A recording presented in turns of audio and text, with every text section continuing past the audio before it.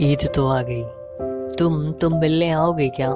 सुनो, मेरी मैथ्स और मेरी याददाश्त दोनों ही थोड़े कमज़ोर हैं, इसलिए मैं तुम्हें एग्जैक्टली नहीं बता सकता कि मैं तुमसे कितने साल, कितने महीने, कितने दिन और कितने मिनट बाद मिलूंगा।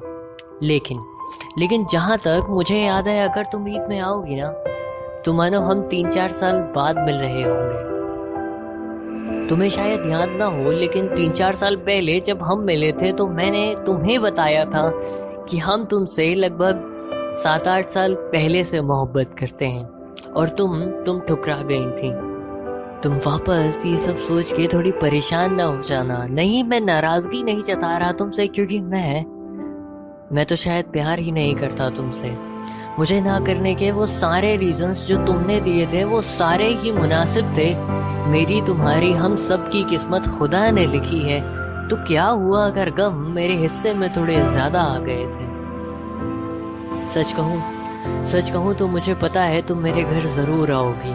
तुम अब भी वैसे ही दरवाजे से कमरे तक चल कर आओगी, तुम वैसे ही बैठोगी, तुम वैसे ही बोलोगी, तुम वैसे ही मुस्कुराओगी, और मुझे फिर तुमसे प्यार हो जाएगा, और तुम फिर मेरा दिल तोड़ कर चली जाओगी।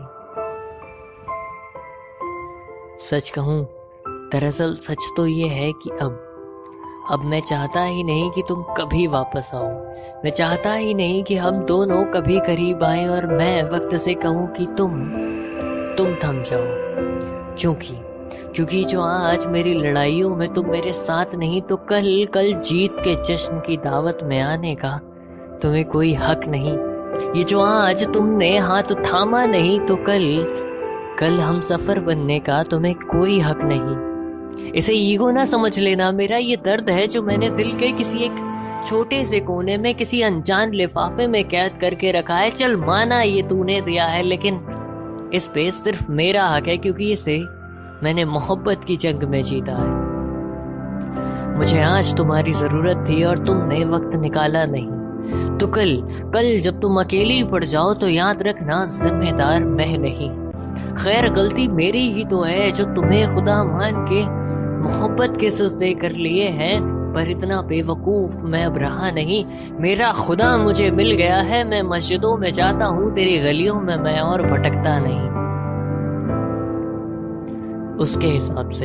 उसके हिसाब से ठुकराना मुनासिब था, उसके हिसाब से जाना मुनासिब था।